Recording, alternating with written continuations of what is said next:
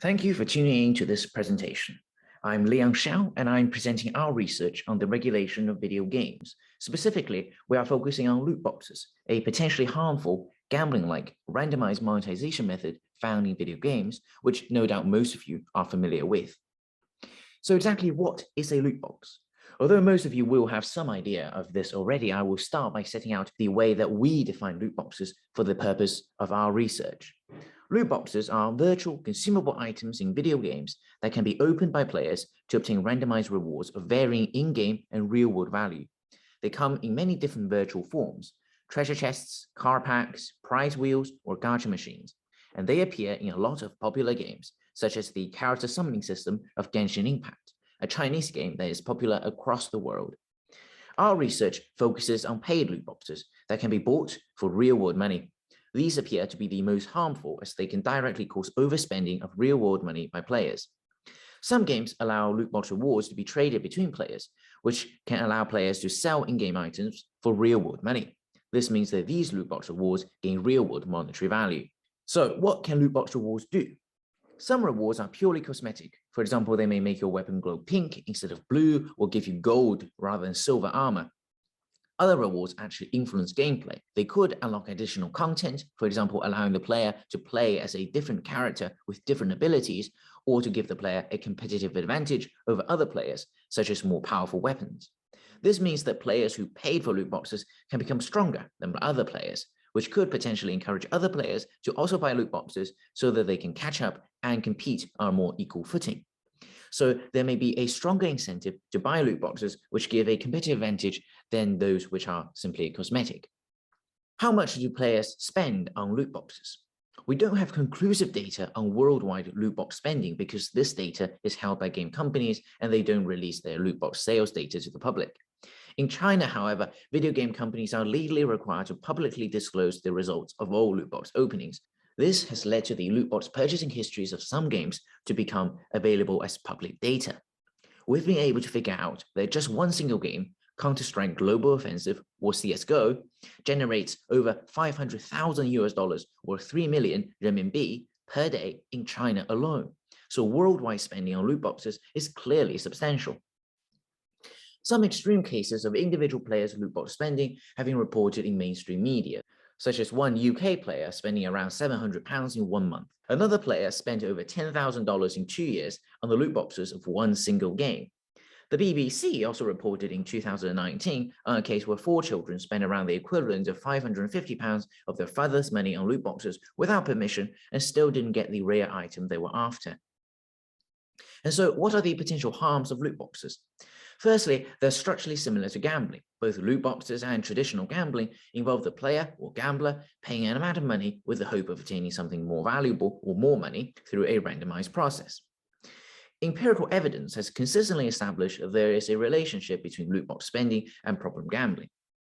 Specifically, that the more severe that participants' self-reported problem gambling was, the more money they spent on loot boxes. Although I will add that we don't yet know whether loot boxes cause people to become problem gamblers, or if people who are already problem gamblers are more likely to spend a lot of money on loot boxes. Loot boxes are now a common sight across all major video game platforms. Many researchers are particularly concerned about children and other vulnerable groups being exposed to loot boxes. The UK Gambling Commission has, for example, found that 23% of UK 11 to 16-year-olds have paid real money to buy loot boxes. Previous research on loot box prevalence in the UK found that 59% of the 100 highest-grossing iPhone games contain loot boxes, and that almost the same percentage of games which were specifically deemed suitable for children also contain loot boxes. Prompted by backlash from player communities, as well as perhaps ethical, legal, or PR concerns, some video game companies have stopped implementing loot boxes in their games. So we considered whether the bad reputation of loot boxes amongst player communities might have caused the loot box prevalence rate in 2021 to be lower than the rate previously found in 2019, given that there have been media reports of some companies no longer implementing these mechanics. Different policy approaches have been taken in different countries in relation to loot boxes. For example, in Belgium, all implementations of loot boxes are deemed to be gambling, and so they are effectively banned if the company does not have a gambling license, which none of the video companies reportedly have. In contrast, most paid loot boxes in the UK are not legally recognized as gambling, and so they remain unregulated. We're expecting a white paper setting out the UK government's regulatory plans, if any, on this issue in the coming months. And so how can loot boxes be regulated? There are several potential ways to do this, and restricting players from purchasing loot boxes, in other words, an outright ban, is only one of many different potential approaches. Another less restrictive approach that retains players' autonomy to purchase loot boxes and preserve video game companies' existing commercial interests has been adopted as law in China. This law requires companies to disclose the exact probabilities of obtaining the potential rewards from their loot boxes. This measure is arguably borrowed from the gambling harm reduction literature, but what does this measure mean in practice for video games? So here we have two examples of probability disclosures shown as screenshots from video games. On the left, we can see that if we bought this loot box, we would have a 4.61% chance of obtaining an elite tier hero, the rarest category of rewards available. On the right, we can see probabilities disclosed for specific items. For example, the player has a 1% chance of obtaining Mario in his happy outfit. So why are probability disclosures helpful? They could give players a better idea of how many loot boxes they might need to buy before they are able to obtain the rare rewards that they can get. And the probability disclosures also help to illustrate just how low the player's chances of getting some of the rarest rewards really are. This is where the title of our paper comes in. What are the odds? As I mentioned, China is currently the only country to require loot box probability disclosures by law. Worldwide, however, video game companies have adopted this measure as a form of industry self-regulation. For example, Apple and Google require probability disclosures for all games on their respective app stores. The law generally has a greater enforcement power in the sense that non-compliant companies could be fined. In contrast, industry self-regulation is generally voluntary. Non-compliant companies face no negative consequences. This raises the question, is legal regulation more effective than industry self-regulation in this context? If industry self-regulation is just as effective, then there is no need for other countries to introduce laws such as the one adopted in China. But if industry self-regulation is less effective, then other countries should also consider adopting this measure as a law to improve the compliance rate in the interest of consumer protection.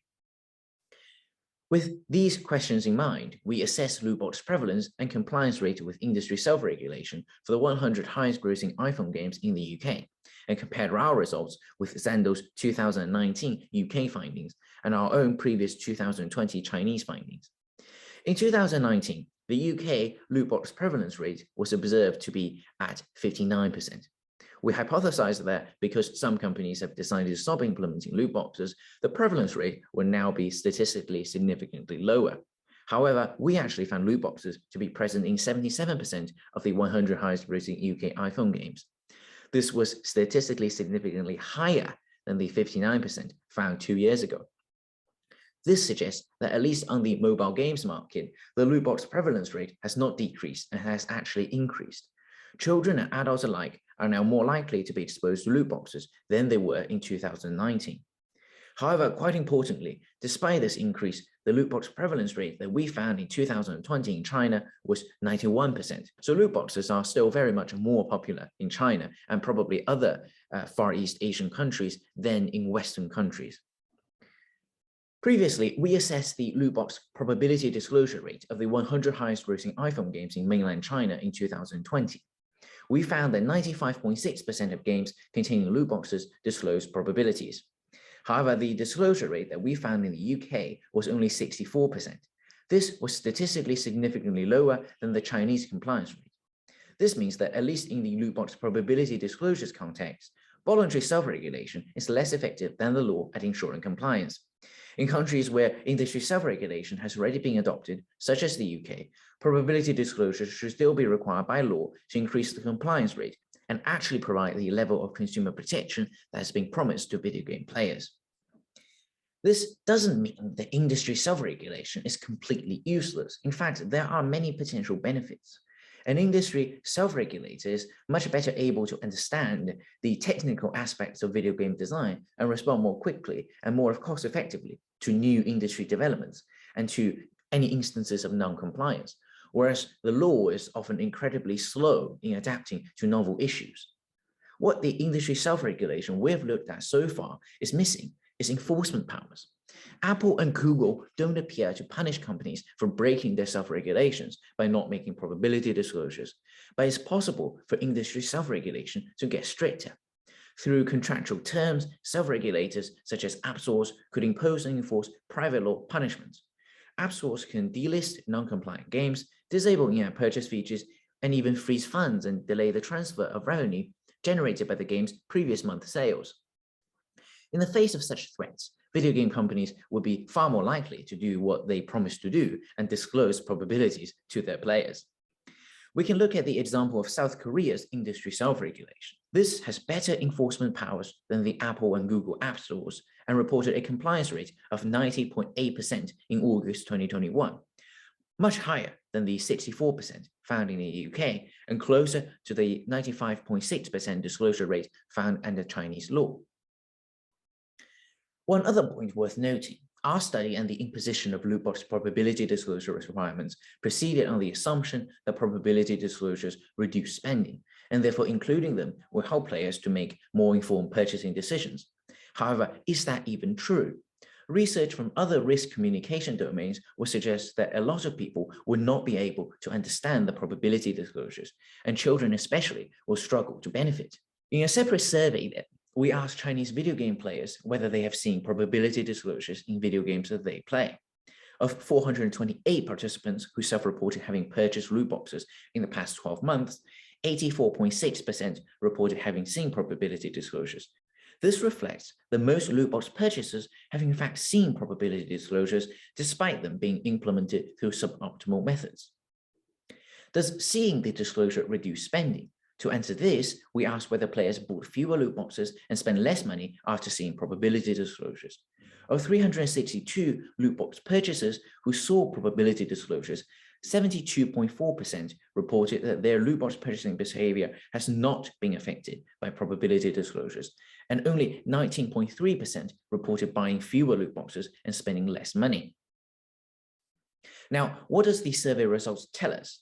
Taken together, of all 428 loot box purchasers, only 16.4% reported buying fewer loot boxes and spending less money after seeing probability disclosures. This suggests that even if loot box probability disclosures are implemented prominently, their effectiveness at reducing spending is limited. A more interventionist measure, rather than probability disclosures, may be necessary to effectively reduce spending and minimize harms. Regulators should also consider those other stronger measures, such as imposing maximum spending limits to ensure consumer protection. Finally, I would just like to say that the existing research on loot boxes have proceeded without collaborations with the video game industry. Video game companies are in possession of data on how players spend money on loot boxes. With that data, we can much better understand the prevalence and extent of loot box harms. By working together with the industry, we have a more scientific understanding of loot boxes that can better guide evidence-informed regulation. Importantly, by working together, we can all help players to have a better and safer experience. So I would ask anyone who might have access to or is able to negotiate access to loot box spending data with video game companies to please get in touch with me. Thank you very much for listening. I will take questions now, but if you have any further questions after the Q&A session, please feel free to get in touch with me using any of these methods. Thank you.